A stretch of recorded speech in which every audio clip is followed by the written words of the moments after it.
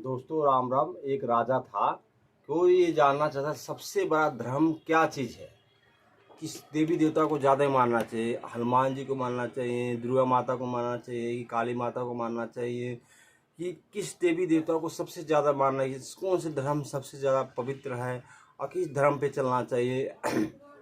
यही जानना था राजा के मन में। यही बातें हमेशा गूंजती रहती थी। तो राजा ने क्या किया कि जितने राजा थे दूसरे दूसरे दूर दूर से राजा को बुलाया गया और मंत्रियों से, और पूछा राजा ने। कोई कुछ जवाब दिया, कोई कुछ जवाब दिया, पर एक राजा नहीं आया था वो, और सबसे छोटा राजा था, वो आया नहीं। कहता जब मंत्री को बोला कि जब तक आपके राजा नहीं आएंगे मुझे जाने के लिए, जब तक मैं जाऊंगा ही नहीं।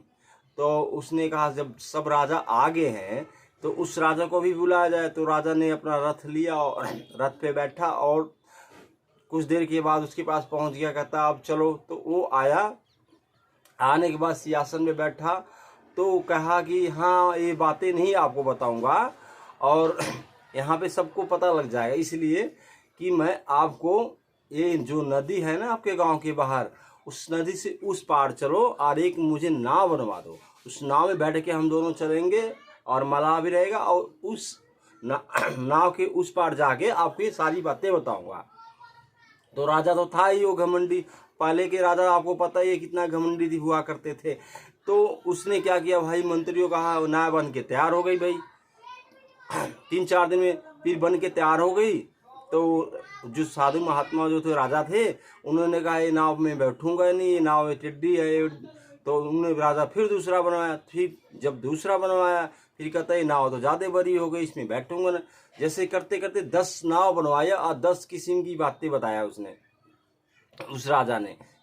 तो राजा को आ गया गुस्सा। तो उसने कहा अच्छा ये बताओ, तुम 10 नाव बनाओ, 10 किस्म की बातें बता, तुमको पता ही नहीं है, तुम बताओ गया। तो उस राजा ने कहा मैं यही तो सुनना चाहता था आपके मुंह से कि आप कह के आ रहे हो।